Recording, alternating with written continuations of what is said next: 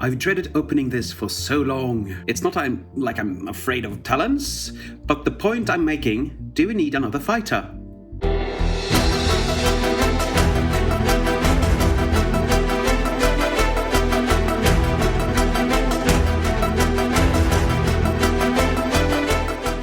Hi everyone, this is Triple T, and today I'm taking a look at Masters of the Universe Origins Point Dread and Talon Fighter, and we're going to connect this to Castle Grayskull and see how it looks later on. But first, let's look at the beautiful artwork, and I think these are the same as on the 80s box, if I do remember right. Same style in a way, with the kid and everything. You have a lot of nice people here, and firstly, I have to say I'm so glad this isn't reflective, but I do miss the open display of the toy, and I still want that one. I want that one so much. And on the back you have Strato's Point Dread and the Talon Fighter that seats 2 people, apparently. And you can build a little defense turret with the Point Dread that isn't connectable to Castle Grayskull. And yes, I have taken the tape away, or cut it away anyway. It's still here, unfortunately. But we're going to open this together. So, Point Dread.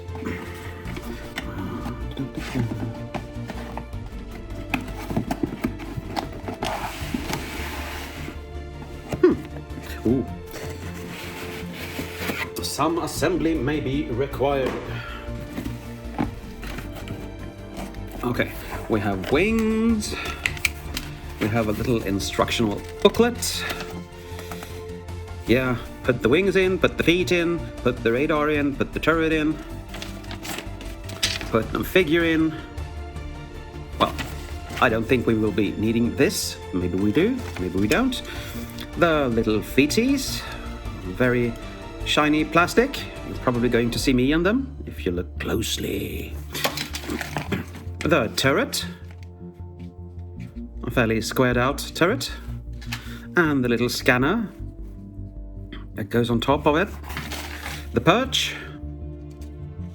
I didn't purchase this toy for the perch, but still.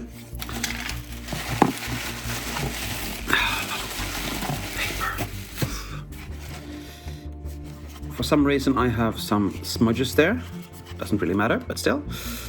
This is Point Dread.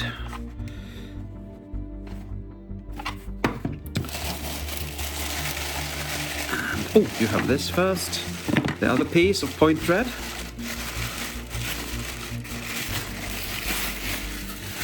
And this is the one actually connecting to Castle Grayskull, I think. No real details inside.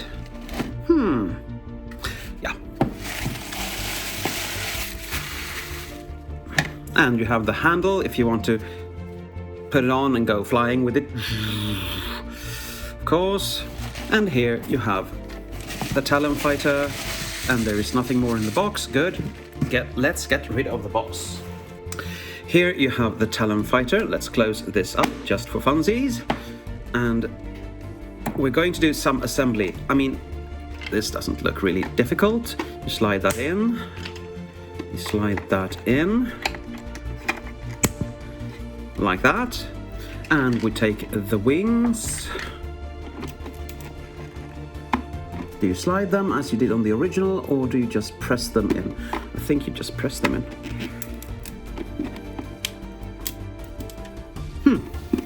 Okay, there's the wings on, and the amount of force I had to use to put them on, I'm actually almost out of breath.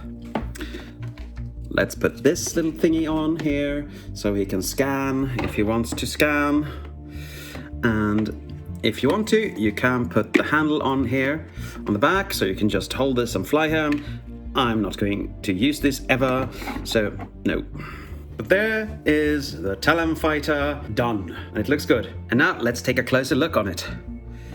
You have some really nice detailing here, and transparent eyes, which I like.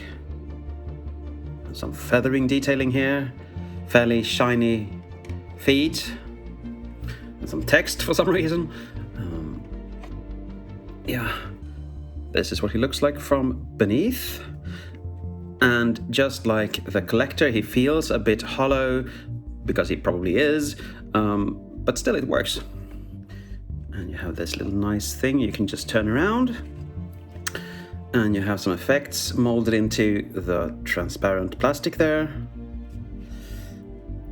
This is what he looks like from the front, which is actually kinda cool, because he is such a big bird in the back that it just disappears, I think. We have some vents here and some nicely sculpted wings.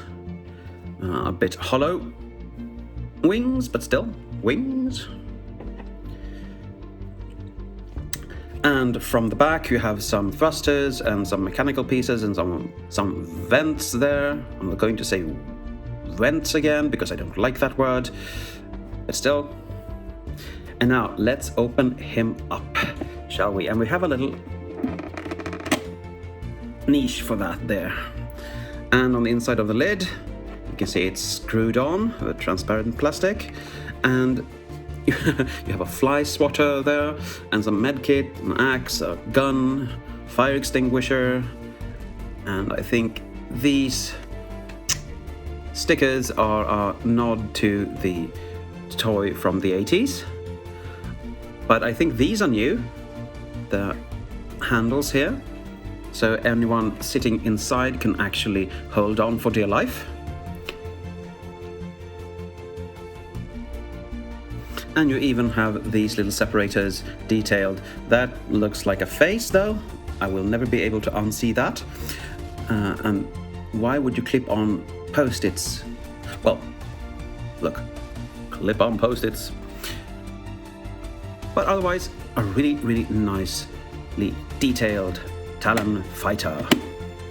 And yes, we're going to put people in him soon. Now for Point Dread. We have this as a base, and you can put this in here, so it works as a turret if you want to. Or you can mount this on top. You should be able to anyway. So it will just stick on like that. And you can have that up here if you want to. It's a bit more secure for those standing in here with just a little, well, window or whatever there. But of course, we need to put the perch on, and since I have a sprue mark there, that will go on the back of this. And let's bring in a Talon fighter. And does it go on? Yes, of course it will. I'm just gonna learn how to. Yes, there you are. There you have the Talon fighter all on his little perch. And there you have the Talon fighter on Point Dread. Really, really nice. I'm going to take everything apart just to show you what can happen when you put it on Castle Grayskull. If I am able to. No, I'm not able to. All pegs on this, here, there, and underneath there, are interchangeable, so you could technically have this perch on his back if you wanted to. I'm going to separate this, and before we move on, of course, we're going to have to put some tunes in the vehicle. Let's see if it works.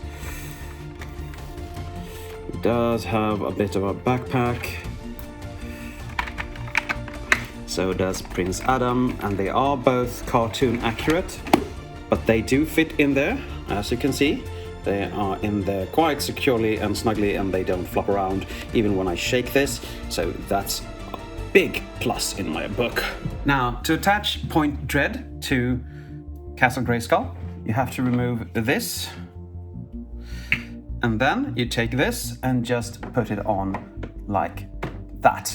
Now you have the perch up there, and of course I'm going to put this on, and it's going to be huge. I'm gonna lift you now, so now the stabilization will go through the roof, but as you can see, everything works out and it does clip in there quite good. And yes, I'm going to review this later on because that's epic too. Now for my conclusion. This is really epic. I like it really much. I didn't think I would because it isn't a vehicle from the Filmation series that I actually do remember that well. But it looks so good, and the effects here, like sunburned parts of the bird, and it's so well made. Yes, it does feel a bit on the hollow side, but when you put figures in there, that just disappears. And putting Stratos in there is just redundant, but I wanted two people to sit in there just to show how that looks. The quality is good, the playability is good, especially with everything you can combine in different ways. You can use that, you can use the turret, and so on. So this is a really nice idea, I have to say. And it's a very nice nod as well to the original toy in the 80s, because that's what we did back then as well.